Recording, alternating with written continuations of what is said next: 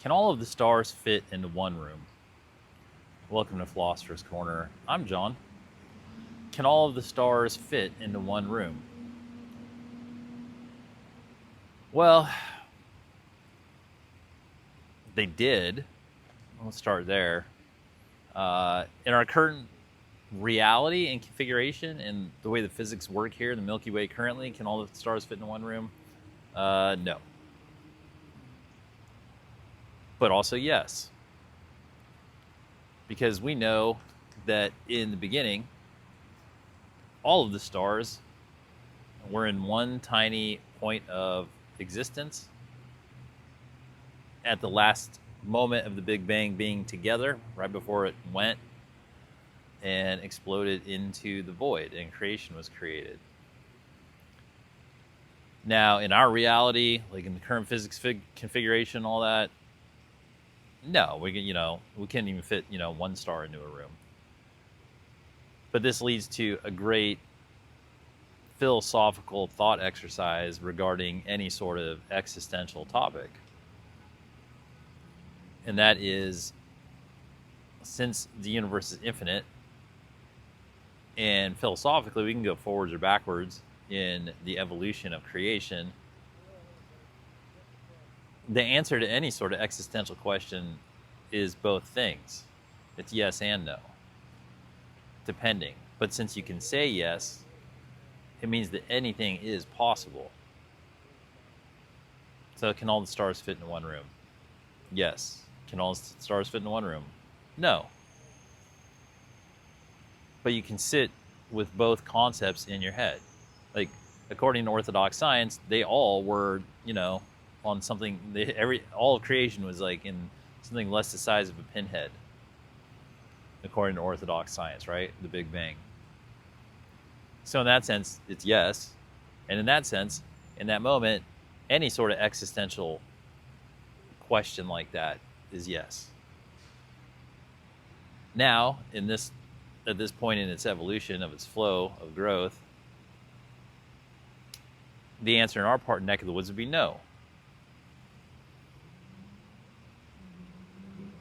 Can you fit all the stars into one room? But it's the same thought mentality of yes and no, being able to hold that simultaneously, 1 and 0, everything and nothing, holding those concepts simultaneously in the mind, which creates the spectrum for thought, and to be able to be an antenna and observe reality, like receive it in. Because it is infinite, which means yes.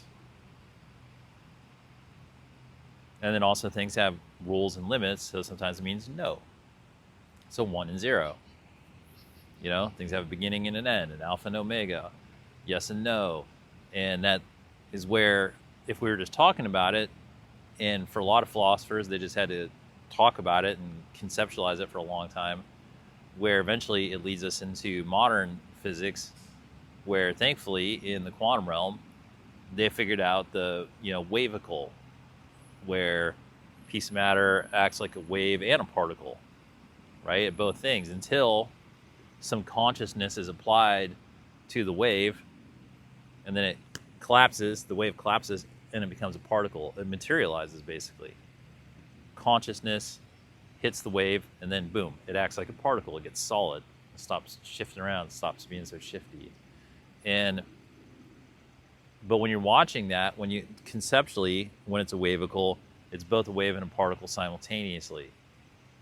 Like, it's holding both things equally, the development of it, the potential of it equally simultaneously, right?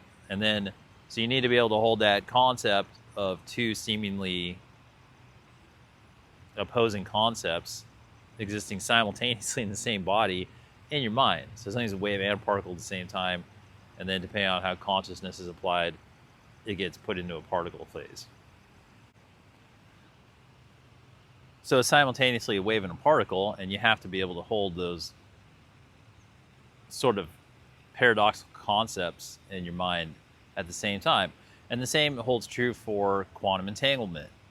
Quantum entanglement says once you entangle two molecules, and no matter how much you separate them, when you affect one, it affects the other simultaneously. So it's essentially a thing being in two places at once. And this thing can be on the other side of the entire universe. And if you do something to this, it's as though you did it to this one. And that's also part of holding a concept in your mind that's, it seems paradoxical, or doesn't seem like it can make sense. Basically, one thing existing in two places at once and one thing existing in two states at once. And that's sort of the key to all of the existential concepts, is that things can be multi-dimensional, they can be multi-phase simultaneously in a way that we're not traditionally familiar with in regular 3D reality. So everything can be yes, some things can be yes and no at the same time, depending on the perspective you look at it. And that ends up really being kind of the swing thought for all of human life, is that things are certain things, and they await the application of consciousness being placed upon it. And then when consciousness is applied to it, it has an effect. And then that's when you can kind of start to tell. But until that point, they're more potential phases, right? Like, we have areas of thought that are ideal planes, and then we have, which we can't really see. We can only really sort of conceptualize with our mind. And then when we start getting closer to the 3D reality that we're in, there are these quantum areas that start to make these more conceptualized areas physical. And that's why the wavicle is really an extraordinary find, because matter's not really supposed to act like that. It wasn't supposed to act like that. Well, things can't be in two states at once, and they certainly shouldn't be in a state that is collapsible by consciousness, like observation. That doesn't even make sense, right? It doesn't make sense until it does, because that's just the way it is. And that concept, that approach, that mental approach to understanding what that phenomenon is, which is one that we have no control over, it just is a law of physics. But that mental approach to it, to keep the mind open so that the mind can work in ways that it's not traditionally used to working in, is one of the keys to evolution and growth of mind. So back to, can we fit all the stars into one room? Yes and no. In the beginning of creation, all creation fit into something much smaller than one room. And then it's scaled up. It scaled up and grew out. And at this point, can it? I mean, not as it is. I mean, if we even got a little bit too close to the sun right now, we'd all die. But also, the reality is a sort of holographic, arbitrary dream, like cosmic imagination of itself. And so literally anything could happen. Like tomorrow, just like in a dream, all the rules of the physics can just change sort of arbitrarily. Tomorrow it could be like, oh, well, it's fine. The sun, it'll provide you all your life, but now like the heat radiation for some reason doesn't kill anybody, and it can just be like 10 miles away from the earth, and we don't know why. I mean, that's how life works now. None of this stuff is constant. Like they say, the only constant is change. So it's a good existential thought exercise, because if you're going to be able to open your mind up to process all of creation, or at least be open to the idea of it at all, it's going to have to hold some opposing concepts or seemingly contradictory concepts in the mind simultaneously at once. And it's not to say that there aren't rules of physics and that 3D reality doesn't work a certain way. It's just to say that as philosophers and as people who we want to have a really open mind and try to tap into, be aware of creation in general. It's infinite, so you can't know it all, obviously. Like, it'll break your mind even thinking about it too much, like trying to go into all the permutations and all the evolutions and all that stuff. That's why it's really good to study calculus, because calculus has mathematical equations that, you know, you have limits. You know, you can project outwards in conceptual ways to just kind of like know the general trends and volumes of information and open-ended algorithms, so to say, and then you can put limits and intervals and frequencies, and then that just sort of helps make sense of coordinate all of the frequencies of the concepts of dealing with creation. But in there, and this trips a lot of people up, there are going to be lots of concepts and lots of things that exist that are seemingly contradictory on the face of them. And these sort of fun questions, like, can we fit all the stars in one room?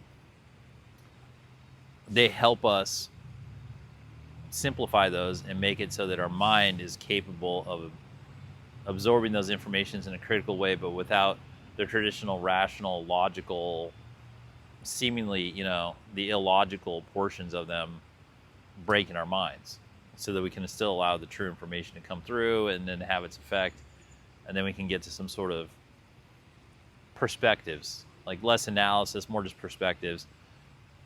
Because in this philosophical journey, we can't know everything. In fact, most of great philosophers get to the end and go, oh, well, now I finally know that I know nothing. And, you know, I'm certainly there. But there's all these fundamentals of being able to think through some things and have some perspectives that allow us to at least have some vision on things. And it's not that you can always nail everything down 100% or have complete certainty about stuff, but when we have a general algorithm for our mind that allows us to process information and have good observation and perspectives come in that are foreign to us, and we can actually get into a really large learning lesson about life, which includes everything, you know, then at some point maybe we can attain clarity. In clarity, you don't need to know every little thing, how every little thing works. You need to know how a decent amount of the stuff works, and you need to conceptually be cool with the major beats, but you don't need to know how every little thing works. You just have to have achieve a point of some clarity. And so being able to hold these concepts simultaneously is, you know, it's a big key to that. So, well, thanks for spending some time here at Philosopher's Corner. I hope you found it helpful, and have fun.